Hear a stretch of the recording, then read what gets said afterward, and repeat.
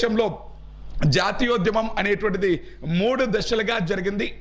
ఈ 3 దశలు ఏంటి అంటే 1885 నుంచి 1905 వరకు ఉండేటువంటి దాన్ని మితవాద యుగం, మోడరేటర్స్ ఎరా అని పిలుస్తాం. మితవాద యుగం. అదేవిధంగా 1905 నుంచి 1920 మధ్యలో జరిగినటువంటి దాన్ని అతివాద యుగం, ఎక్స్ట్రీమిస్ట్ ఎరా అని పిలుస్తాం. 1905 నుంచి 1920 వరకు జరిగినటువంటి ఈ మధ్యకాలంలో జరిగినటువంటి జాతీయోద్యమాన్ని అతివాద యుగం అంటారు. 1920 నుంచి 1947 ఆగస్టు 15 వరకు అంటే స్వతంత్రం వచ్చేంత వరకు జరిగినటువంటి ఉద్యమాన్ని గాంధీ యుగం అని పిలవడం జరుగుతుంది. గాంధీ యుగం అని పిలుస్తారు. భారతదేశంలో అసలు భారతదేశానికి స్వతంత్రం కావాలి అని భారతదేశంలో ప్రజలందరూ కూడా విదేశీ పాలనకు వ్యతిరేకంగా ఉద్యమం చేయాలని చెప్పేసి ఎందుకని అనిపించింది అంటే మనకు ఇంతకుముందే తెలుసు. ఈ విదేశీ పాలనలో దేశంలోని ప్రతి జాతి అంటే ప్రతి కులము, ప్రతి జాతి, అదే వృత్తి పని వాళ్ళు అనేటువంటి వాళ్ళు, అన్ని వృత్తుల వాళ్ళు కూడా ఈ విదేశీ పాలన వల్ల ఈ విదేశీ పాలన వల్ల నష్టపోవడం జరిగింది. అంటే రైతులు నష్టపోయారు. రైతులు అనేటువంటి వాళ్ళు బ్రిటిష్ వారు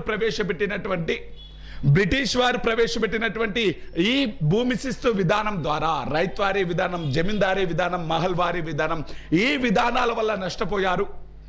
అదేవిధంగా చేనేత వృత్తుల వాళ్ళు, చేతి వృత్తుల వాళ్ళు అనేటువంటి వాళ్ళు బ్రిటన్లో పరిశ్రమలలో తయారైనటువంటి వస్తువులని భారతదేశానికి అంటే చౌక ధరలకి భారతదేశానికి డంప్ చేశారు. భారతదేశాన్ని ఒక మార్కెట్ లాగా ఉపయోగించుకుంటున్నారు. ఇలా మార్కెట్ లాగా ఉపయోగించుకోవడంతో నాణ్యమైనటువంటి వస్త్రాలు తక్కువ రేటుకే వాళ్ళకు లభించడంతో ఈ తక్కువ రేటు ఉన్నటువంటి ఈ బ్రిటిష్ వాళ్ళు తయారు చేసినటువంటి వస్తువులకు ఎక్కువ డిమాండ్ అనేటువంటిది రావడం జరిగింది. దీనితో భారతదేశంలోని చేతి వృత్తుల వాళ్ళు అనేటువంటి వాళ్ళు నష్టపోవడం జరిగింది. రైతులు నష్టపోయారు, చేతి వృత్తుల వాళ్ళు నష్టపోయారు. అదేవిధంగా ఇండస్ట్రియలిస్టులు, పెట్టుబడిదారులు కూడా నష్టపోవడం జరిగింది. పెట్టుబడిదారులు అనేటువంటి వాళ్ళకు ప్రతిసారి కూడా గవర్నమెంట్ అనేటువంటిది ఎంతో కొంత వాళ్ళకి సహాయం అంటే కొన్ని బెనిఫిట్స్ ఇస్తూ ఉండాలి. పెద్ద ఇన్వెస్ట్మెంట్లు పెడుతున్నారంటే వాళ్ళకి ఎంతో కొంత ప్రభుత్వం అనేటువంటి, అందుకే కదా మన ఆంధ్రప్రదేశ్ కూడా మేము పొలం ఇస్తాం అంటే మీకు కావాల్సినటువంటి భూమి ఇస్తాం, మీకు కరెంటు తక్కువ రేటుకే ఇస్తాం, వాటర్ తక్కువ రేటుకే ఇస్తాం, మీరు మాకు కౌలు కూడా సంవత్సరానికి ₹1 మాత్రమే చెల్లించండి. ఇటువంటి అన్నీ కూడా రాయితీలు అనేటువంటివి ఇస్తే పెట్టుబడిదారులు ఇన్వెస్ట్మెంట్ పెట్టడానికి ఎక్కువగా ఇంట్రెస్ట్ చూపిస్తారు. కానీ భారతదేశంలో ఉండేటువంటి పెట్టుబడిదారుల కోసం బ్రిటిష్ వారు పెద్దగా ఎటువంటి రాయితీలు ఇవ్వట్లేదు. అదే బ్రిటిష్ వారి పెట్టుబడిదారుల కోసం అయితే బ్రిటిష్ వారు అంటే ఇంగ్లాండ్ దేశం నుంచి, బ్రిటన్ దేశం నుంచి వచ్చి ఇక్కడ తేయాకు తోటల్లో అంటే ప్లాంటేషన్ కాప్స్ అని పిలుస్తాం, తేయాకు తోటల్లో రైల్వేలలో ఇన్వెస్ట్ చేయడం జరుగుతుంది. అంటే బ్రిటిష్ పెట్టుబడిదారులకు మాత్రం ఇక్కడ ఎంతో కొంత రాయితీలు ఇస్తున్నారు, ఎంతో వాళ్ళని ఎంకరేజ్ చేస్తున్నారు. కానీ భారతదేశంలో ఉండేటువంటి పెట్టుబడిదారులను ఎంకరేజ్ చేయట్లేదు. అదే భారతదేశంలో ఒక జాతీయ ప్రభుత్వం ఉంటే, ఒక స్వతంత్రం ఉన్నటువంటి ప్రభుత్వం ఉంటే ఈ మన భారతదేశంలో ఉండేటువంటి పెట్టుబడిదారులకు ఎంకరేజ్మెంట్ వస్తుంది కదా అని వీళ్ళు కూడా బ్రిటిష్ వారికి వ్యతిరేకమయ్యారు. అదేవిధంగా చదువుకున్నటువంటి అప్పుడప్పుడే ఇంగ్లీష్ ఎడ్యుకేషన్ విధానం ద్వారా అప్పుడప్పుడే పాశ్చాత్య విజ్ఞానం తెలుసుకున్నటువంటి విద్యార్థులు, యువకులు అనేటువంటి వాళ్ళు ప్రపంచ చరిత్రను మొత్తం కూడా తెలుసుకోవడం జరిగింది. ప్రపంచంలో ఆ కాలంలో జరిగినటువంటి వివిధ విప్లవాల ఉద్యమాల ద్వారా స్వతంత్రం పొందినటువంటి దేశాల చరిత్రలు తెలుసుకున్నారు. ఒక పరాయి పాలన కింద బ్రతకడానికి వీళ్ళు ఇష్టపడలేదు. భారతదేశానికి స్వతంత్రం కావాలి అనుకున్నారు. అప్పుడే భారతదేశం అభివృద్ధి చెందుతుంది అని భావించడం జరిగింది. ఇలా వివిధ వర్గాల వాళ్ళు, బ్రిటిష్ వారి విధానాల వల్ల నష్టపోయినటువంటి వివిధ వర్గాల ప్రజలు ఈ బ్రిటిష్ వారి పాలనకు వ్యతిరేకంగా, విదేశీ పాలనకు వ్యతిరేకంగా జరిపినటువంటి ఉద్యమమే జాతీయ ఉద్యమం, నేషనల్ మూవ్మెంట్ అనేటువంటిది. ఈ జాతీయ ఉద్యమం అనేటువంటిది అంటే జాతీయోద్యమం అనేటువంటిది బ్రిటిష్ వారు భారతదేశానికి వచ్చినప్పటి నుంచి జరిగింది, కానీ కలెక్టివ్గా అంటే దేశం మొత్తానికి ప్రాతినిధ్యం వహించేటువంటి సంస్థ లేదు. ఏదో ఒక చిన్న ప్రాంతంలో మాత్రమే, అంటే స్థానికంగా మాత్రమే, ప్రాంతీయంగా మాత్రమే చిన్న చిన్న ఉద్యమాలు జరిగేవి. స్థానికంగా మాత్రమే, ప్రాంతీయంగా మాత్రమే ఉద్యమాలు జరిగేవి. అంటే ఇటువైపు ఉండేటువంటి ఉయ్యాలవాడ నరసింహారెడ్డి కానీ, వీరపాండ్య కట్టబ్రహ్మణ కానీ, రాణి చెన్నమ్మ కానీ, ఇటువంటి వాళ్ళు వాళ్ళ యొక్క ప్రాంతాలకు మాత్రమే పరిమితమైనటువంటి ఉద్యమాలు చేయడం జరిగింది. అంతేగాని కలెక్టివ్గా భారతదేశానికి స్వతంత్రం తీసుకురావాలి అనేటువంటి ఉద్యమాలు అయితే జరగలేదు. భారతదేశానికి స్వతంత్రం తీసుకురావాలి అని పూర్తి స్థాయిలో ప్రజలందరి యొక్క మద్దతుతో ఉద్యమాలు అయితే జరగలేదు. భారతదేశంలో జాతీయోద్యమం అనేటువంటిది, నేషనల్ మూవ్మెంట్ అనేటువంటిది మొత్తం భారతదేశానికి అంతటికీ కూడా ఎప్పటి నుంచి జరిగింది అంటే కాంగ్రెస్ పార్టీ స్థాపించిన తర్వాత, ఐఎన్సి స్థాపించిన తర్వాత, కాంగ్రెస్ పార్టీ స్థాపించిన తర్వాత అంటే ఐఎన్సి స్థాపించిన తర్వాత. ఐఎన్సి అంటే ఏంటి అంటే ఇండియన్ నేషనల్ కాంగ్రెస్, భారతదేశ జాతీయ కాంగ్రెస్. ఇండియన్ నేషనల్ కాంగ్రెస్, భారతదేశ జాతీయ కాంగ్రెస్ అని పిలుస్తారు. ఇండియన్ నేషనల్ కాంగ్రెస్ లేకపోతే భారత జాతీయ కాంగ్రెస్ ని 1885 సంవత్సరంలో స్థాపించడం జరిగింది. మరి 1885 సంవత్సరంలో కాంగ్రెస్ పార్టీని స్థాపించారు, ఇండియన్ నేషనల్ కాంగ్రెస్ పార్టీని స్థాపించారు. ఈ పార్టీ ఆధ్వర్యంలో జరిగినటువంటిదే జాతీయోద్యమం అనేటువంటిది. కాంగ్రెస్ పార్టీ ఆధ్వర్యంలో జరిగినటువంటిదే జాతీయోద్యమం. ఈ కాంగ్రెస్ పార్టీ ఆధ్వర్యంలో 3 దశలుగా జరిగింది జాతీయోద్యమం అనేటువంటిది.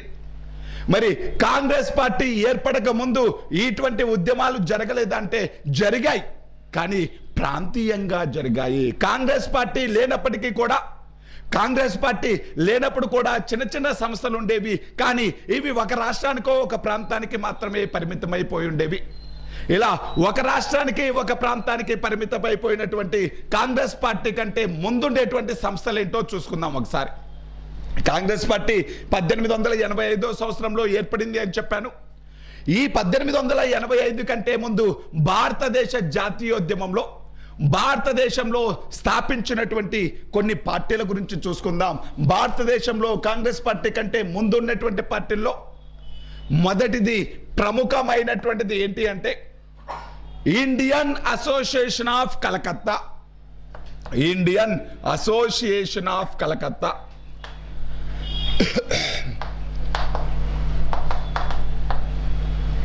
ఇండియన్ అసోసియేషన్ ఆఫ్ కలకత్తా అనేటువంటి సంస్థను స్థాపించడం జరిగింది. ఇండియన్ అసోసియేషన్ ఆఫ్ కలకత్తా అనేటువంటి దాన్ని 1876 సంవత్సరంలో స్థాపించారు. ఇండియన్ అసోసియేషన్ ఆఫ్ కలకత్తా అనేటువంటి సంస్థను 1876 సంవత్సరంలో ఎవరు స్థాపించారు అంటే సురేంద్రనాథ్ బెనర్జీ అనేటువంటి వ్యక్తి. సురేంద్రనాథ్ బెనర్జీ అనేటువంటి వ్యక్తి. సురేంద్రనాథ్ బెనర్జీ అనేటువంటి వ్యక్తి 1876 సంవత్సరంలో ఇండియన్ అసోసియేషన్ ఆఫ్ కలకత్తా అనేటువంటి సంస్థను స్థాపించాడు. ఇతనితో పాటు ఇతనికి సహాయం చేసినట్టు అంటే ఈ సంస్థ స్థాపనలో ఇంకొక ప్రముఖ వ్యక్తి కూడా ఉన్నాడు. అతడు ఆనంద మోహన్ బోస్. ఆనంద మోహన్ బోస్ అనేటువంటి వ్యక్తి. కాంగ్రెస్ పార్టీ స్థాపించకంటే ముందు, ఐఎన్సి కంటే ముందు భారతదేశంలో ఉన్నటువంటి కొన్ని చిన్న చిన్న పార్టీల గురించి చెప్పుకుంటున్నాం. ఆ చిన్న చిన్న పార్టీలలో ఒకటిది ప్రముఖమైనటువంటిది ఏంటి అంటే ఇండియన్ అసోసియేషన్ ఆఫ్ కలకత్తా అనేటువంటి సంస్థ. ఈ ఇండియన్ అసోసియేషన్ ఆఫ్ కలకత్తా అనేటువంటి సంస్థను సురేంద్రనాథ్ బెనర్జీ అనేటువంటి వ్యక్తి 1876 సంవత్సరంలో స్థాపించడం జరిగింది. ఇతనితో పాటు ఇంకొక వ్యక్తి కూడా స్థాపనలో ప్రముఖ పాత్ర పోషించాడు, ఆనంద మోహన్ బోస్ అనేటువంటి వ్యక్తి. ఈ సురేంద్రనాథ్ బెనర్జీ అనేటువంటి వ్యక్తిని ఏమని పిలుస్తారు అంటే ఇండియన్ బక్స్ అని పిలవడం జరుగుతుంది. ఏమని పిలుస్తారు అంటే ఇండియన్ బర్క్స్ అని పిలవడం జరుగుతుంది. ఇండియన్ బక్స్ అని పిలుస్తారు. దానితో పాటు సిల్వర్ టంగ్ ఆరేటర్ అని పిలవడం జరుగుతుంది. ఇండియన్ బక్స్ అని పిలుస్తారు, సిల్వర్ టంగ్ ఆరేటర్ అని కూడా పిలుస్తారు. ఎవరిని అంటే సురేంద్రనాథ్ బెనర్జీని ఇండియన్ బక్స్ అని పిలుస్తారు, సిల్వర్ టంగ్ ఆరేటర్ అని పిలుస్తారు. ఎందుకని పిలుస్తారు అంటే ఇతను గొప్ప స్పోక్స్ పర్సన్, మంచి వక్త. ఇతడిని ఏమని పిలుస్తారు అంటే ఇండియన్ బక్స్ అని పిలుస్తారు, silver tongue orator. Silver tongue orator కంచు కంఠం కలిగినటువంటి వ్యక్తి, అంటే మంచి వక్త, మంచి స్పోక్స్ పర్సన్, ప్రజలను ఎక్కువగా ఉత్తేజపరిచేటువంటి కెపాసిటీ ఉన్నటువంటి వ్యక్తి, ప్రజలను అందరినీ కూడా ఉత్తేజపరిచి వాళ్ళందరినీ జాతీయోద్యమంలో పాల్గొనేలాగా చేయడంలో ప్రముఖ పాత్ర పోషించినటువంటి వ్యక్తి సురేంద్రనాథ్ బెనర్జీ అనేటువంటి వ్యక్తి. సురేంద్రనాథ్ బెనర్జీ అనేటువంటి వ్యక్తిని ఇండియన్ బక్స్ అని పిలుస్తాం, సిల్వర్ టంగ్ ఆరేటర్ అని కూడా పిలవడం జరుగుతుంది. సిల్వర్ టంగ్ ఆరేటర్ అని కూడా పిలుస్తారు. ఈ సురేంద్రనాథ్ బెనర్జీ అనేటువంటి వ్యక్తి 1869 సంవత్సరంలో సివిల్ సర్వీస్కి ఎంపికయ్యి 1869 సంవత్సరంలో సివిల్ సర్వీస్కి ఎంపికయ్యి ఐసీఎస్గా సెలెక్ట్ అవుతాడు. కాకపోతే ఐసీఎస్గా సెలెక్ట్ అయిన తర్వాత ఇతడు దేశద్రోహానికి, అంటే ఇతడు జాతీయోద్యమంలో పాల్గొంటున్నాడు అనేటువంటి కారణంతో ఇతడిని అంటే ఐసీఎస్ నుంచి డిస్మిస్ చేయడం జరుగుతుంది, అతడిని తొలగించడం జరుగుతుంది ఉద్యోగం నుంచి. ఇంకా ఉద్యోగం నుంచి తొలగించిన తర్వాత ఇతను యాక్టివ్గా జాతీయోద్యమంలో పాల్గొన్నాడు. అలా జాతీయోద్యమంలో పాల్గొని ఈ కలకత్తా ప్రాంతంలో, బెంగాల్ ప్రాంతంలో ప్రజలను జాతీయోద్యమం వైపు అట్రాక్ట్ చేయడం కోసం, ప్రజలను ఉత్తేజపరచడం కోసం ఈ సంస్థను స్థాపించాడు, ఇండియన్ అసోసియేషన్ ఆఫ్ కలకత్తా. ఏ సంవత్సరము అంటే 1876 సంవత్సరం. ఎవరెవరు స్థాపించారు అంటే సురేంద్రనాథ్ బెనర్జీ, ఆనంద మోహన్ బోస్. ఇండియన్ బక్స్, సిల్వర్ టంగ్ ఆరేటర్ అని ఎవరిని పిలుస్తారు అంటే సురేంద్రనాథ్ బెనర్జీని పిలవడం జరుగుతుంది. సురేంద్రనాథ్ బెనర్జీని పిలుస్తారు. దీనితో పాటు ఇంకా ఏ సంస్థలు ఉన్నాయి అంటే ఈస్ట్ ఇండియా అసోసియేషన్ అనేటువంటి సంస్థ, ఈస్ట్ ఇండియా అసోసియేషన్ అనేటువంటి సంస్థ.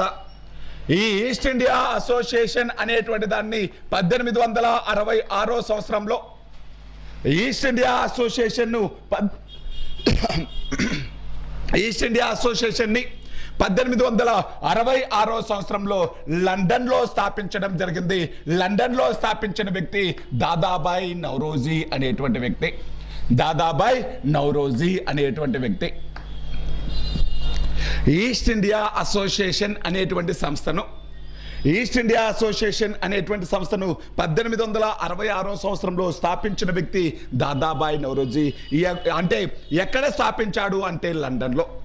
భారతదేశం యొక్క జాతీయోద్యమానికి, భారతదేశం యొక్క నేషనల్ మూమెంట్కు, భారతదేశానికి స్వతంత్రం తీసుకురావాలి అనేటువంటి ఉద్యమానికి, భారతదేశంలో కొన్ని ప్రజల యొక్క సంక్షేమం కోసం కొన్ని సంస్కరణలు బ్రిటిష్ పార్లమెంటు ప్రవేశపెట్టేలాగా, బ్రిటిష్ పార్లమెంటును ఒప్పించడం కోసం ఈయన యొక్క జీవిత కాలంలో ఎక్కువ రోజులు ఎక్కడున్నాడు అంటే బ్రిటన్లోనే ఉన్నాడు ఈ దాదాబాయి నౌరోజీ అనేటువంటి వ్యక్తి. తన జీవిత కాలంలో ఎక్కువ రోజులు బ్రిటన్లో ఉండి, బ్రిటన్లో పార్లమెంటు సభ్యులతోటి మంచి రిలేషన్స్ కలిగి ఉండి, భారతదేశానికి సంబంధించి కొన్ని సంస్కరణలు తీసుకురావడం కోసం బ్రిటన్లో ప్రయత్నించాడు, బ్రిటన్ పార్లమెంటులో ప్రయత్నించాడు దాదాబాయి నౌరోజీ. అందుకే ఈస్ట్ ఇండియా అసోసియేషన్ అనేటువంటి సంస్థను లండన్లో ఎప్పుడు స్థాపించారు అంటే 1866 సంవత్సరంలో స్థాపించడం జరిగింది.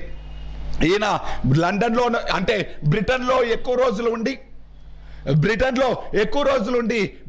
పార్లమెంట్ కూడా 1892 సంవత్సరంలో ఎన్నికవడం జరిగింది.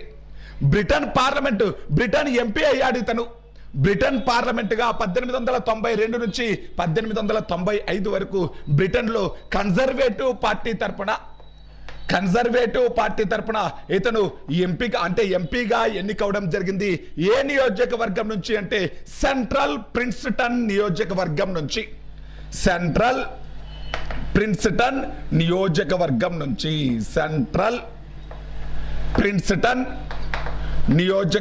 నుంచి ఇతను ఎంపీగా ఎన్నికవడం జరిగింది. 1892 నుంచి 95 వరకు బ్రిటన్ పార్లమెంటులో సభ్యుడిగా ఉన్నాడు. బ్రిటన్ పార్లమెంటులో సభ్యుడిగా ఏ పార్టీ తరపున ఎన్నికయ్యాడు అంటే కన్జర్వేటివ్ పార్టీ తరపున ఎన్నికయ్యాడు. ఈ కన్జర్వేటివ్ పార్టీ తరపున ఎక్కడ నుంచి, ఏ నియోజకవర్గం నుంచి ఎన్నికయ్యాడు అంటే సెంట్రల్ ప్రిన్స్టన్ నియోజకవర్గం నుంచి ఎన్నికవడం జరిగింది. ఈ సెంట్రల్ ప్రిన్స్టన్ నియోజకవర్గం నుంచి బ్రిటన్ పార్లమెంట్కి ఎన్నికయ్యి ఈ బ్రిటన్లో ఉండేటువంటి కొంతమంది ఉదారవాద ఎంపీల సహాయంతో, ఉదారవాదులు అంటే వాళ్ళు భారతదేశం అంటే కొంచెం ప్రేమ కలిగి ఉంటారు, భారతదేశంలో కొన్ని మంచి సంస్కరణలు ప్రవేశపెట్టాలి అనేటువంటి ఇంట్రెస్ట్ ఉన్నటువంటి కొంతమంది ఎంపీల సహాయంతో భారతదేశంలో సంస్కరణలు తీసుకురావాలి అన్న ఉద్దేశంతో బ్రిటన్ పార్లమెంటులో ఉండి 3 ఏళ్లు ప్రయత్నం చేసిన వాడు ఎవరు అంటే దాదాబాయ్ నౌరోజీ అనేటువంటి వ్యక్తి. దాదాబాయ్ నౌరోజీ అనేటువంటి వ్యక్తి. ఈ దాదాబాయ్ నౌరోజీ అనేటువంటి వ్యక్తి మొట్టమొదటిసారిగా భారతదేశం యొక్క జాతీయ ఆదాయంను లెక్కించడం జరిగింది. భారతదేశం యొక్క జాతీయ ఆదాయాన్ని అంటే భారతదేశం యొక్క జాతీయ ఆదాయాన్ని మొట్టమొదటిసారిగా లెక్కించినటువంటి వ్యక్తి కూడా ఎవరు అంటే దాదాబాయ్ నౌరోజీ. భారతదేశం యొక్క జాతీయ ఆదాయం 340 కోట్లని, జనాభా అనేటువంటిది 17 కోట్లని, తలసరి ఆదాయం అనేటువంటిది 20 రూపాయలు అని మొట్టమొదటిసారిగా జాతీయ ఆదాయాన్ని లెక్కించిన వ్యక్తి ఎవరు అంటే దాదాబాయ్ నౌరోజీ అనేటువంటి వ్యక్తి. దీని గురించి మనం అకాడమీలో చెప్తాంలేండి. భారతదేశంలో మొట్టమొదటిసారిగా జాతీయ ఆదాయాన్ని లెక్కించిన వ్యక్తి ఎవరు? దాదాబాయ్ నౌరోజీ. ఈయన 1868-69 సంవత్సరంలో జాతీయ ఆదాయాన్ని లెక్కగట్టాడు. ఏమని లెక్కగట్టాడు అంటే భారతదేశంలో ఉండేటువంటి జనాభా 17 కోట్లు, భారతదేశం ప్రజల యొక్క మొత్తం సంపద 340 కోట్లు, ఒక్కొక్కరికి వచ్చినటువంటి ఆదాయం 20 రూపాయలు, ఒక్కొక్కరికి వచ్చినటువంటి ఆదాయం 20 రూపాయలు అని తెలియజేసిన వ్యక్తి ఎవరు అంటే దాదాబాయ్ నౌరోజీ అనేటువంటి వ్యక్తి. దాదాబాయ్ నౌరోజీ అనేటువంటి వ్యక్తి. అదేవిధంగా బ్రిటిష్ వారి ఆర్థిక దోపిడీని, భారతదేశం నుండి సంపదను దోచుకెళ్లడాన్ని 1901 సంవత్సరంలో మొట్టమొదటిసారిగా ఒక గ్రంథం రూపంలో రాశాడు. అదే the poverty and British rule in India. 1901 సంవత్సరంలో రాసినటువంటి గ్రంథం the poverty and British rule in India అనేటువంటి గ్రంథం రాయడం జరిగింది. The poverty and British rule in India అనేటువంటి గ్రంథాన్ని రాసిన వ్యక్తి ఎవరు అంటే దాదాబాయ్ నౌరోజీ. ఈ గ్రంథంలోనే ఇతను భారతదేశం యొక్క సంపద బ్రిటిష్ వారు దోచుకెళ్తున్నారు అని సంపద తరలింపు సిద్ధాంతాన్ని తెలియజేయడం జరిగింది. సంపద ఎలా తరలిస్తుంది అంటే, సంపద భారతదేశం నుంచి ఎలా తరలిపోతుంది అంటే 1857 సిపాయిల తిరుగుబాటు జరిగిన దానికి యుద్ధ నష్టపరిహారం కూడా ఎవరి నుంచి తీసుకున్నారు అంటే భారతదేశం నుంచే, భారతదేశం యొక్క ఆదాయం నుంచే కల్పించారు. దీనితో పాటు ఈ యుద్ధ నష్టపరిహారంతో పాటు భారతదేశంలో పనిచేసేటువంటి అందరి ఉద్యోగులకు అంటే బ్రిటిష్ ఉద్యోగుల అందరి యొక్క జీతభత్యాలను, అంటే ఎక్కువ మంది ఉద్యోగులను నియమించుకున్నారు. ఈ జీతభత్యాలు మొత్తం కూడా భారతదేశం యొక్క డబ్బు నుంచే కడుతున్నారు, భారతదేశం యొక్క ఆదాయం నుంచే కడుతున్నారు. అదేవిధంగా సిపాయిలు అనేటువంటి వాళ్ళు సైనికులను ఎక్కువగా నియమించుకోవడం జరిగింది. ఈ సిపాయిలు లేకపోతే సైనికులు అనేటువంటి వాళ్ళు భారతదేశంలో పనిచేసినప్పుడు వాళ్ళకి జీతభత్యాలు ఇస్తే సరిపోతుంది. కానీ బ్రిటన్కు వ్యతిరేకంగా ప్రపంచంలో ఏ మూల తిరుగుబాటు జరిగినా ఇక్కడ నుంచి సిపాయిలు పంపిస్తున్నారు. ఇక్కడ నుంచి సిపాయిలతోటి బ్రిటిష్ వాళ్ళ యొక్క తిరుగుబాట్లన్నిటినీ కూడా ఆపివేయించుకుంటున్నారు. మరి వాళ్ళ జీతభత్యాలు కూడా ఎక్కడి నుంచి పొందుతున్నారు అంటే భారతదేశం యొక్క జాతీయ ఆదాయం నుంచి పొందుతున్నారు. ఇలా భారతదేశం యొక్క ఆ డబ్బును మొత్తాన్ని కూడా దోచుకెళ్తున్నారు బ్రిటిష్ వారు అని సంపద తరలింపు సిద్ధాంతం లేదా డ్రెయిన్ సిద్ధాంతాన్ని, డ్రెయిన్ థియరీని తెలిపింది ఎవరు అంటే దాదాబాయ్ నౌరోజీ. ఏ గ్రంథము అంటే the poverty and British rule in India. The poverty and British rule in India అనేటువంటి గ్రంథాన్ని రాయడం జరిగింది దాదాబాయ్ నౌరోజీ. ఈయన స్థాపించినటువంటి సంస్థ ఏంటండి? East India association. ఎక్కడ స్థాపించాడు? లండన్లో. ఏ సంవత్సరం? 1866. ఇంతకుముందు ఎగ్జామ్లో చాలాసార్లు అడిగిన బిట్టండి. ఈస్ట్ ఇండియా అసోసియేషన్ ఎక్కడ స్థాపించారు అనేటువంటిది లండన్లో స్థాపించడం జరిగింది. బ్రిటన్ పార్లమెంట్కి ఎన్నికైన మొట్టమొదటి భారతీయుడు ఎవరు? దాదాబాయ్ నౌరోజీ. ఏ పార్టీ తరపున? కన్జర్వేటివ్ పార్టీ తరపున. ఏ సంవత్సరం నుంచి ఏ సంవత్సరం వరకు పార్లమెంటులో ఉన్నాడు? 1892 నుంచి 90. ఏ నియోజకవర్గం నుంచి ఎన్నికయ్యాడు? సెంట్రల్ ప్రిన్స్టన్ నియోజకవర్గం నుంచి ఎన్నికవ్వడం జరిగింది. ఈ సంస్థతో పాటు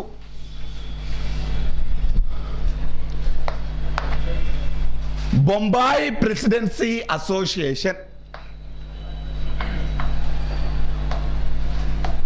బొంబాయి ప్రెసిడెన్సీ అసోసియేషన్,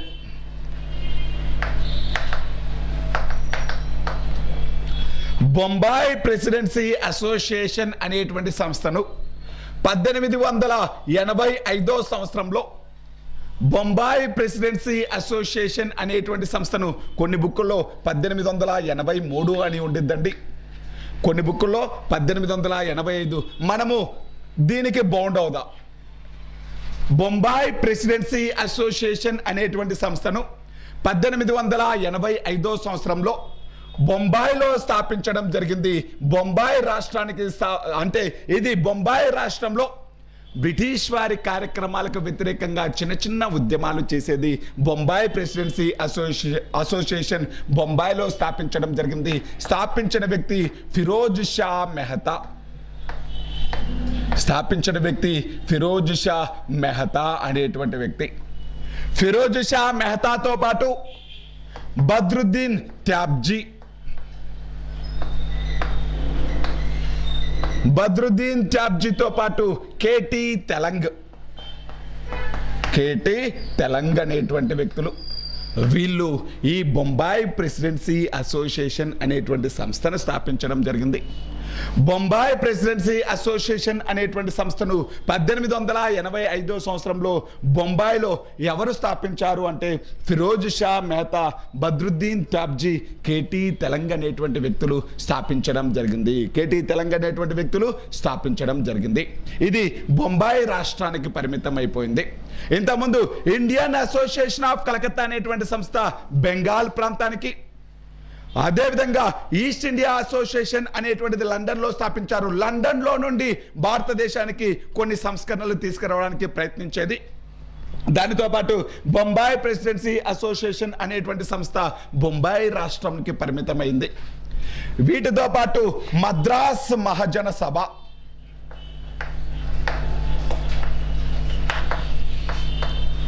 మద్రాస్ మహాజన సభ, ఈ మద్రాస్ మహాజన సభ అనేటువంటి సంస్థను, మద్రాస్ మహాజన సభ అనేటువంటి సంస్థను 1884 సంవత్సరంలో స్థాపించడం జరిగింది. మద్రాసులో స్థాపించారు.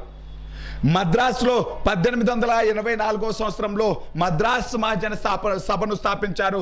దీనిని స్థాపించినటువంటి వ్యక్తి సుబ్రహ్మణ్య అయ్యర్, సుబ్రహ్మణ్య అయ్యర్ అనేటువంటి వ్యక్తి. మద్రాస్ మహాజన సభను 1884 సంవత్సరంలో స్థాపించినటువంటి వ్యక్తి సుబ్రహ్మణ్య అయ్యర్ అనేటువంటి వ్యక్తి. భారతదేశం యొక్క కురువృద్ధుడు లేకపోతే grand old men of India ఎవరు? Dadabhai Naoroji. Grand old men of south India ఎవరు అంటే సుబ్రహ్మణ్య అయ్యర్ అనేటువంటి వ్యక్తి. దక్షిణ భారతదేశ కురువృద్ధుడు అని ఎవరిని పిలుస్తారు అంటే సుబ్రహ్మణ్య అయ్యర్ను పిలవడం జరుగుతుంది. Grand old men of south India అని ఇతన్ని సుబ్రహ్మణ్య అయ్యర్ను పిలవడం జరుగుతుంది. ఈ సుబ్రహ్మణ్య అయ్యర్ అనేటువంటి వ్యక్తి 2 ప్రముఖ పేపర్లను కూడా స్థాపించాడు. 2 ప్రముఖ పేపర్లను కూడా ప్రారంభించాడు. ఒకటి the Hindu, the Hindu paper ఉంది కదండి. ఇప్పుడు ఆ హిందూ పేపర్ను మొదట స్థాపించింది ఎవరు అంటే సుబ్రహ్మణ్య అయ్యర్. సుబ్రహ్మణ్య అయ్యర్తో పాటు ఇంకా కొంతమంది ఉంటారండి. న్యాపతి సుబ్బారావు కూడా హిందూ పత్రికను స్థాపించిన వాళ్ళలో ఒక సభ్యుడు. కాకపోతే మెయిన్గా ఎవరిని చెప్తాము అంటే సుబ్రహ్మణ్య అయ్యర్ను చెప్తాం. ద హిందూ అనేటువంటి పేపర్ను స్థాపించాడు. దీనితో పాటు స్వదేశీ మిత్రన్ అనేటువంటి పేపర్ను కూడా ప్రారంభించడం జరిగింది. స్వదేశీ మిత్రన్ అనేటువంటి పేపర్ను కూడా ప్రారంభించడం జరిగింది. సుబ్రహ్మణ్య అయ్యర్ అనేటువంటి వ్యక్తి మద్రాస్ మహాజన సభను 1884 సంవత్సరంలో స్థాపించాడు. ఈ మద్రాస్ మహాజన సభను స్థాపించినటువంటి సుబ్రహ్మణ్య అయ్యర్ను grand old men of south India, దక్షిణ భారతదేశ కురువృద్ధుడు అని పిలుస్తాం. ఇతను ప్రారంభించినటువంటి పేపర్లు ఏంటి అంటే ది హిందూ, స్వదేశీ మిత్రన్ అనేటువంటి పేపర్లను ప్రారంభించడం జరిగింది. ది హిందూ, స్వదేశీ మిత్రన్ అనేటువంటి పేపర్లను ప్రారంభించడం జరిగింది. ఈ మద్రాస్ మహాజన సభ అంటే ఈ మద్రాస్ మహాజన సభకు అధ్యక్షత వహించింది రంగయ్య నాయుడు. స్థాపించింది అయితే సుబ్రహ్మణ్య అయ్యర్ అండి. కాకపోతే దీనికి అధ్యక్షుడు ఎవరు అంటే రంగయ్య నాయుడు అనేటువంటి వ్యక్తి. అధ్యక్షుడు రంగయ్య నాయుడు. సెక్రటరీ ఎవరు అంటే ఆనందాచార్యులు. సెక్రటరీ ఎవరు అంటే ఆనందాచార్యులు. మద్రాస్ మహాజన సభను స్థాపించింది సుబ్రహ్మణ్య అయ్యర్. దీనికి అధ్యక్షుడు రంగయ్య నాయుడు. దీనికి సెక్రటరీ పి ఆనందాచార్యులు, పనబాకం ఆనందాచార్యులు అనేటువంటి వ్యక్తి. వీళ్ళతో పాటు ఇంకొక ప్రముఖ వ్యక్తి కూడా ఉన్నాడు, వీర రాఘవచారి. వీళ్ళందరూ కలిసి మద్రాస్ మహాజన సభను స్థాపించడం జరిగింది. వీళ్ళందరూ కలిసి మద్రాస్ మహాజన సభను స్థాపించారు. అంటే భారత జాతీయ కాంగ్రెస్ కంటే ముందు, కాంగ్రెస్ పార్టీ కంటే ముందు భారతదేశంలో కొంత ప్రాంతాలకు మాత్రమే పరిమితమైనటువంటి కొన్ని సంస్థలను స్థాపించడం జరిగింది. ఇండియన్ అసోసియేషన్ ఆఫ్ కలకత్తా అనేటువంటి సంస్థను 1876 సంవత్సరంలో సురేంద్రనాథ్ బెనర్జీ, ఆనందమోహన్ బోస్ అనేటువంటి వాళ్ళు స్థాపించడం జరిగింది. ఈ సురేంద్రనాథ్ బెనర్జీ అనేటువంటి వ్యక్తిని ఇండియన్ బక్స్ అని పిలుస్తాం, సిల్వర్ టంగ్ ఆరేటర్ అని కూడా పిలవడం జరిగింది. మంచి స్పోక్స్ పర్సన్ ఈ సురేంద్రనాథ్ బెనర్జీ. అదేవిధంగా బొంబాయి ప్రాంతంలో బొంబాయి ప్రెసిడెన్సీ అసోసియేషన్ అనేటువంటి సంస్థను 1885లో స్థాపించారు. స్థాపించినటువంటి వ్యక్తి ఫిరోజ్ షా మెహతా, కేటి తెలంగ్, బద్రుద్దీన్ త్యాబ్జీ అనేటువంటి వాళ్ళు. మద్రాస్ ప్రాంతంలో మద్రాస్ మహాజన సభను స్థాపించారు 1884 సంవత్సరంలో. స్థాపించినటువంటి వ్యక్తి సుబ్రహ్మణ్య అయ్యర్. ఇతడిని grand old men of south India అని పిలుస్తాం. ఇతను ప్రారంభించినటువంటి పేపర్లు ది హిందూ, స్వదేశీ మిత్రన్ అనేటువంటి పేపర్లను ప్రారంభించడం జరిగింది. ఈ మద్రాస్ మహాజన సభకు అధ్యక్షుడు రంగయ్య నాయుడు. ఈ మద్రాస్ మహాజన సభకు జనరల్ సెక్రటరీ పనబాకం ఆనందాచార్యులు. అదేవిధంగా ఈ మద్రాస్ మహాజన సభను స్థాపించడంలో ప్రముఖ పాత్ర పోషించిన వ్యక్తి వీర రాఘవచారి. దీనితో పాటు లండన్లో ఉండి భారతదేశం యొక్క అంటే భారతదేశంలో ప్రజల కోసం కొన్ని మంచి రిఫార్మ్స్ ప్రవేశపెట్టండి అని బ్రిటన్ పార్లమెంటులో లాబింగ్ చేయడం కోసం, బ్రిటన్లో అక్కడ రాజకీయ నాయకుల మద్దతు పొందడం కోసం దాదాబాయి నౌరోజీ అనేటువంటి వ్యక్తి 1866 సంవత్సరంలో ఈస్ట్ ఇండియా అసోసియేషన్ అనేటువంటి సంస్థను స్థాపించడం జరిగింది. ఈ దాదాబాయి నౌరోజీ అనేటువంటి వ్యక్తి బ్రిటన్ పార్లమెంట్కి ఎన్నికైనటువంటి మొట్టమొదటి భారతీయుడు. బ్రిటన్లోని సెంట్రల్ ప్రిన్స్టన్ నియోజకవర్గం నుంచి 1892 నుంచి 95 వరకు ఎంపీగా ఎన్నికవడం జరిగింది. ఇతను భారతదేశం యొక్క జాతీయ ఆదాయాన్ని లెక్కించినటువంటి వ్యక్తి. భారతదేశం యొక్క ఆర్థిక విధానాన్ని బ్రిటన్ ఎలా నాశనం చేసిందో ఒక గ్రంథంలో తెలియజేశాడు. ఆ గ్రంథం పేరే the poverty and British rule in India. ఈ గ్రంథంలో చెప్పినటువంటి సిద్ధాంతమే డ్రెయిన్ థియరీ, లేకపోతే సంపద తరలింపు సిద్ధాంతం. భారతదేశంపై అంటే భారతదేశంలో జరిగేటువంటి భారతదేశంలో జరిగేటువంటి పరిపాలనకు సంబంధించి ప్రతి రూపాయి ఖర్చును కూడా ఎక్కడి నుంచి భరిస్తున్నారు అంటే భారతదేశం యొక్క జాతీయ ఆదాయం నుంచి. భారతదేశం యొక్క ఖర్చు భరిస్తే సరిపోలేదు, దానితో పాటు బ్రిటన్ వాళ్ళకు కావలసినటువంటి ఖర్చు కూడా, బ్రిటన్ సైన్యానికి అయ్యేటువంటి ఖర్చు కూడా ఇలా భారతదేశం నుంచే వీళ్ళు తీసుకెళ్లిపోవడం జరుగుతుంది అని సంపద తరలింపు సిద్ధాంతం తెలియజేశాడు దాదాబాయి నౌరోజీ అనేటువంటి వ్యక్తి. ఇలా ఈ పార్టీలు, చిన్న చిన్న పార్టీలు అనేటువంటివి ప్రజలను కొంచెం మోటివేట్ చేసేవి, ప్రజలని కలెక్టివ్గా ఉద్యమాలు చేసేలాగా, అంటే అందరూ కలిసి సంఘటితంగా ఉద్యమాలు చేసేలాగా ఈ చిన్న చిన్న పార్టీలు అనేటువంటివి ప్రయత్నించాయి. ఇదే కాలంలో ప్రచురించబడినటువంటి కొన్ని పేపర్స్ కూడా, కొన్ని పత్రికలు కూడా, ఈ పత్రికలు కూడా ప్రజల్లో రాజకీయ చైతన్యాన్ని పెంపొందించడం జరిగింది. కొన్ని పేపర్స్ కూడా ప్రజల్లో రాజకీయ చైతన్యాన్ని పెంపొందించి జాతీయోద్యమ భావాలు ప్రజల్లో పెంపొందించడం జరిగింది. ఇలా ప్రజల్లో జాతీయోద్యమ భావాలు పెంపొందించడంలో ప్రముఖ పాత్ర పోషించినటువంటి పేపర్లు ఏంటి అంటే మీకు ఇంత ముందు తెలుసు, దర్పణ్ అనేటువంటి పేపర్ను ఎవరు రాశారు? బాలశాస్త్రి జంబేకర్ అనేటువంటి వ్యక్తి, అంతేనా? దర్పణ్ అనేటువంటి పేపర్ను రాసింది ఎవరు? బాలశాస్త్రి జంబేకర్ అనేటువంటి వ్యక్తి.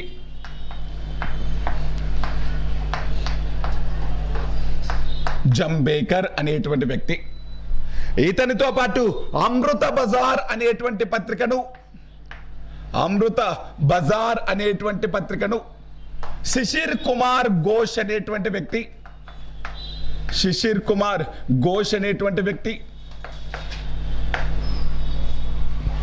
అమృత బజార్ అనేటువంటి పత్రికను శిశిర్ కుమార్ ఘోష్ అనేటువంటి వ్యక్తి, సుధారక్ అనేటువంటి పత్రికను గోపాలకృష్ణ గోఖలే. సుధారక్ అనేటువంటి ఈ పేపర్ను గోపాలకృష్ణ గోఖలే అనేటువంటి వ్యక్తి. అదేవిధంగా కేసరి మరాఠీ అనేటువంటి పేపర్లను బాలగంగాధర తిలక్, కేసరి మరాఠీ అనేటువంటి పేపర్లను బాలగంగాధర తిలక్ అనేటువంటి వ్యక్తి. కేసరి మరాఠీ అనేటువంటి పేపర్లను బాలగంగాధర తిలక్ అనేటువంటి వ్యక్తి. అదేవిధంగా ఇంకా చాలా పత్రికలు అనేటువంటివి. వాటిల్లో సమాచార దర్పణ్ అనేటువంటిది, విష్ణు శాస్త్రి చిప్లూంకర్ అనేటువంటి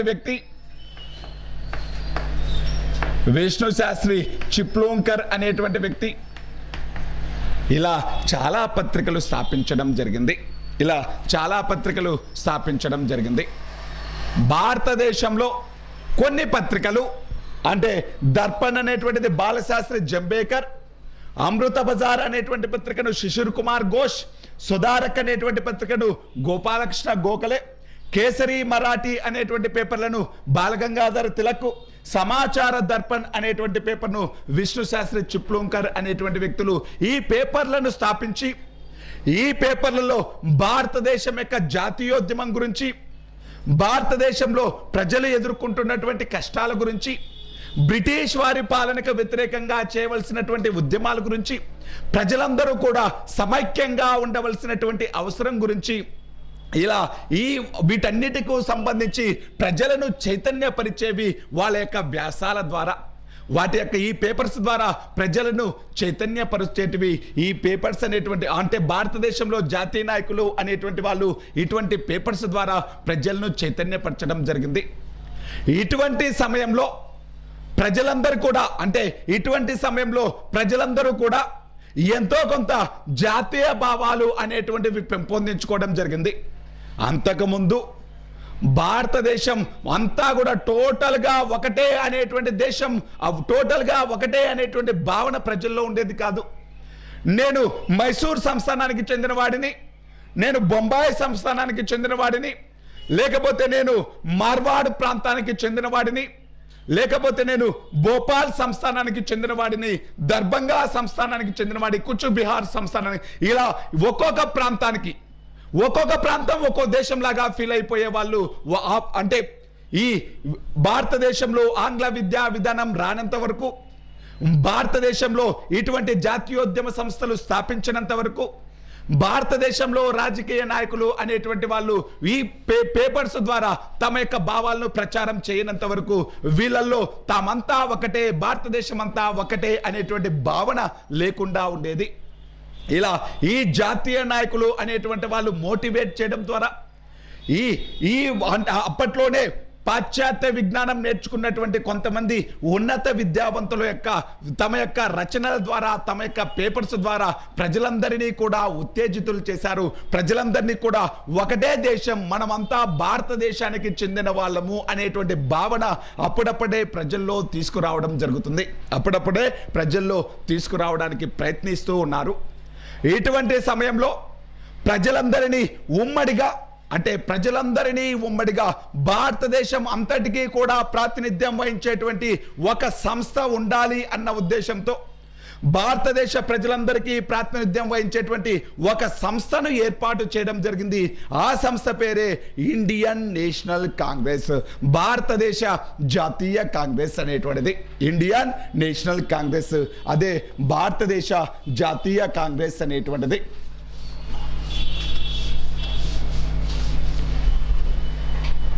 ఇండియన్ నేషనల్ కాంగ్రెస్, భారతదేశ జాతీయ కాంగ్రెస్ అనేటువంటిది. ఈ నేషనల్ కాంగ్రెస్ పార్టీని 1885 సంవత్సరంలో స్థాపించడం జరిగింది.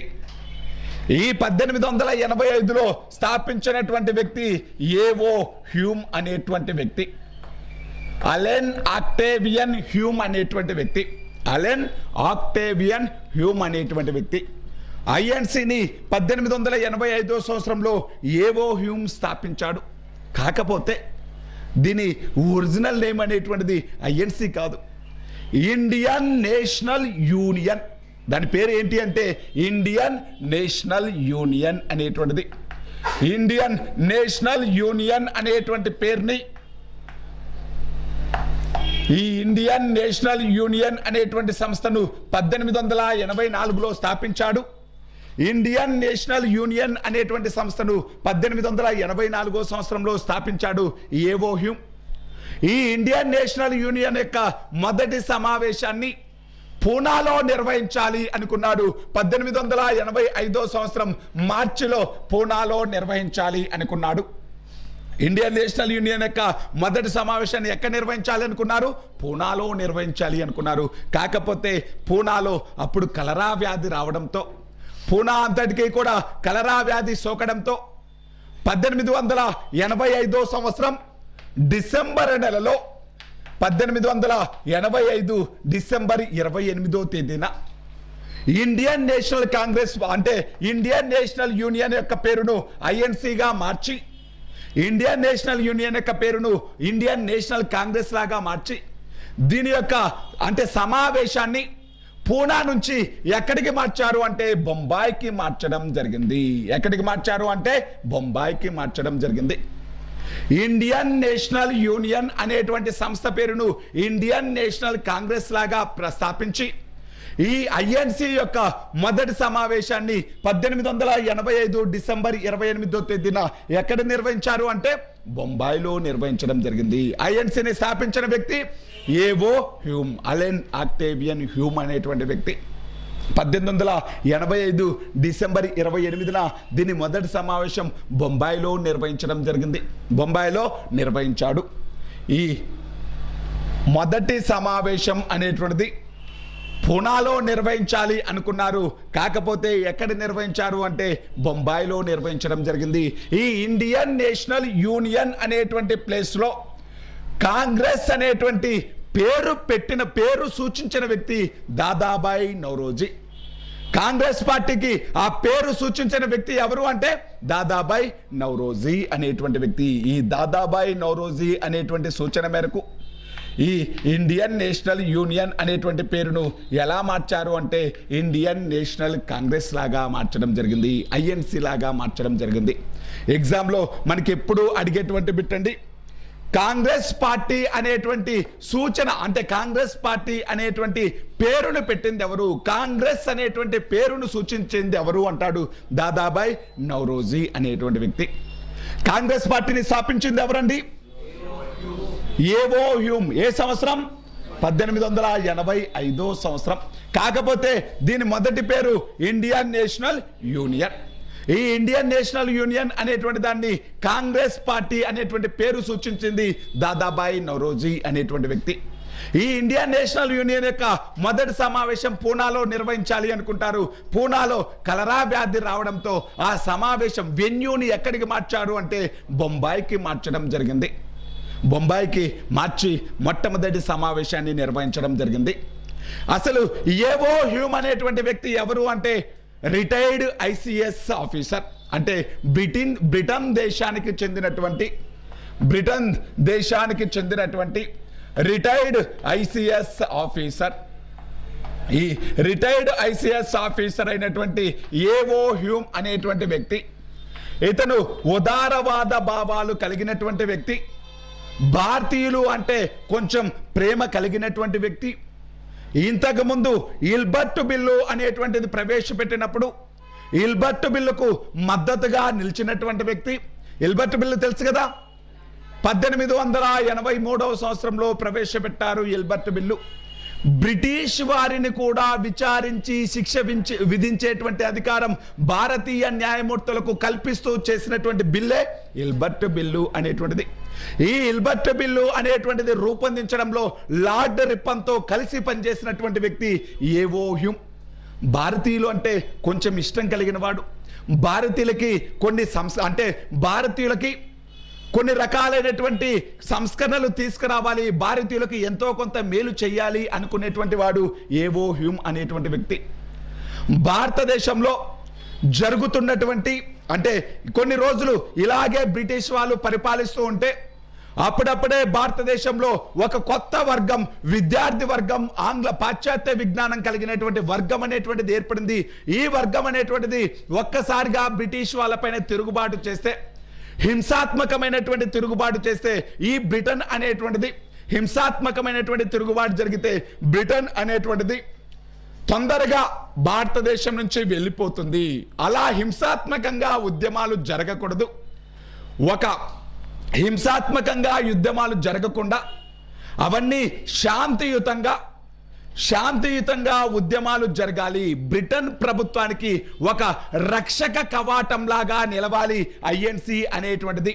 యాక్చువల్గా ఇతను ఉదార భావాలు కలిగిన వాడు, భారతదేశం అంటే ప్రేమ కలిగిన వాడు, ఎంతో కొంత మక్కువ కలిగిన వాడు.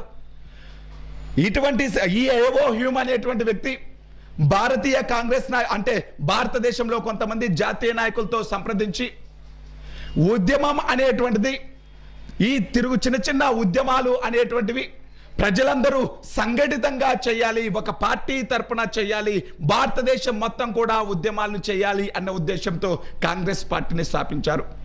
కొంతమంది ఏమని చెప్తారు అంటే, ఇతను భారతదేశం అంటే ప్రేమతో స్థాపించలేదు కాంగ్రెస్ పార్టీని, భారతీయులు అంటే ప్రేమతో స్థాపించలేదు, భారతదేశంలో బ్రిటన్ గవర్నమెంట్ను, భారతదేశంలో బ్రిటన్ పరిపాలన ఎక్కువ రోజులు కొనసాగేలా ఉండడం కోసం కాంగ్రెస్ పార్టీని స్థాపించాడు.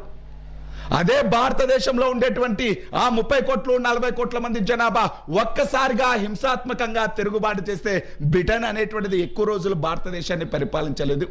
అలా హింసాత్మక తిరుగుబాట్లు జరగకుండా అహింసాయుత రీతిలో శాంతియుతంగా చిన్నగా వాళ్ళ సమస్యలన్నిటినీ కూడా అర్జీల రూపంలో, పిటిషన్ల రూపంలో ప్రభుత్వానికి ఇచ్చుకొని వాళ్ళు ఎప్పుడో పరిష్కరిస్తారు. ఇలా భారతదేశంలో బ్రిటన్ ప్రభుత్వాన్ని కొన్ని ఎక్కువ సంవత్సరాలు కొనసాగేలా చేయడం, శాశ్వతంగా కొనసాగేలా చేయడం కోసం ఒక రక్షక కవాటం లాగా, బ్రిటన్ ప్రభుత్వానికి ఒక రక్షణ కవాటం లాగా ఉండాలని కాంగ్రెస్ పార్టీని స్థాపించారు అని కొంతమంది నమ్ముతారు. కొంతమంది ఏమో భారతదేశం అంటే ప్రేమ ఉండి, భారతీయులంటే ప్రేమ ఉండి భారతదేశానికి కొన్ని సంస్కరణలు తీసుకురావాలి, బ్రిటిష్ జాతీయుల నుంచి, బ్రిటిష్ పరిపాలకుల నుంచి ఎక్కువ రిఫార్మ్స్ అనేటువంటివి ఎక్కువ, వీళ్ళకి కావలసినటువంటి సౌకర్యాలు ఎక్కువ పొందాలి అన్న ఉద్దేశంతో కాంగ్రెస్ పార్టీని స్థాపించారు అని కొంతమంది కొంతమంది రాజకీయవేత్తలు ఏమంటారు అంటే, ఇతను భారతదేశంలో బ్రిటిష్ పరిపాలన అనేటువంటిది ఎక్కువ రోజులు కొనసాగడానికి, ఈ రక్షక కవాటం లాగా ఉండడానికి దానిని కాంగ్రెస్ పార్టీని స్థాపించాడు అనేటువంటి నమ్మకం కొంతమందికి కలదు. సుబ్బారావు చెప్పు. నమస్తే, చెప్పు.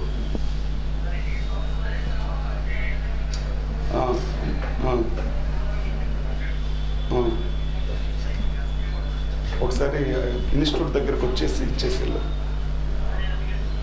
ఓకే ఓకే ఓకే వచ్చేసి.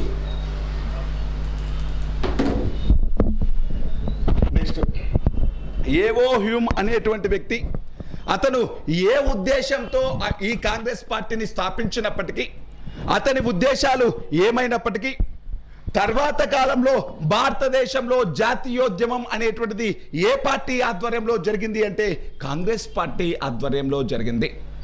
ఒక భారతీయుడు అనేటువంటి వ్యక్తి ఇంత పెద్ద భారతదేశానికి అంతటికీ ప్రాతినిధ్యం వహించేటువంటి పార్టీని స్థాపించాలి అంటే బ్రిటిష్ వాళ్ళు వ్యతిరేకించేవాళ్ళు.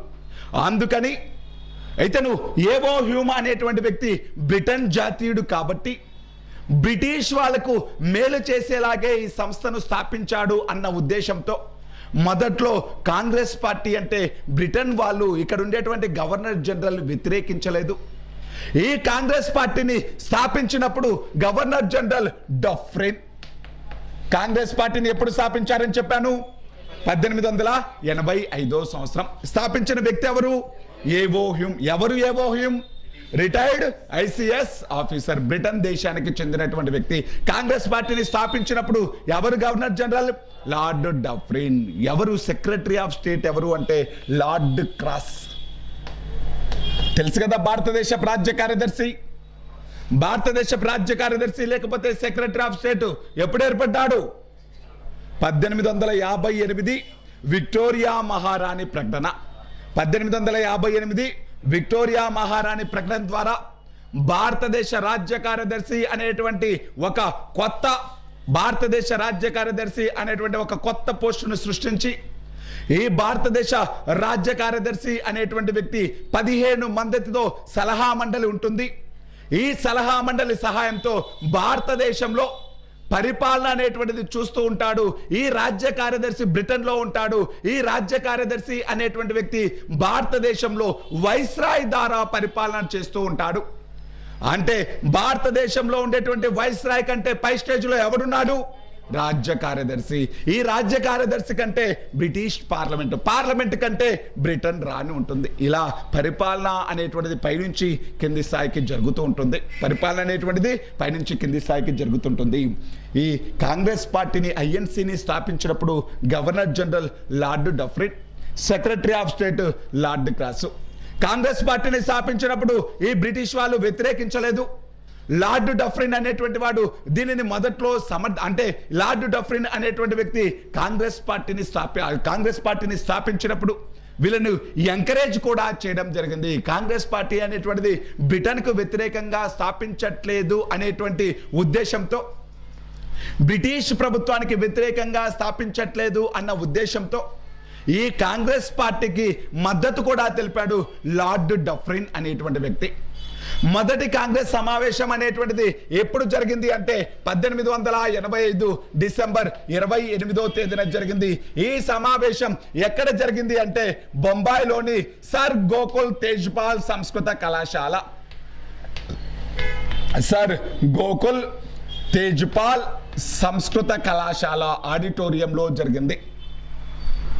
1885 డిసెంబర్ 28వ తేదీన బొంబాయి నగరంలోని సర్ గోకుల్ తేజ్పాల్ సంస్కృత కళాశాలలో ఐఎన్సి యొక్క మొదటి సమావేశం జరుగుతుంది.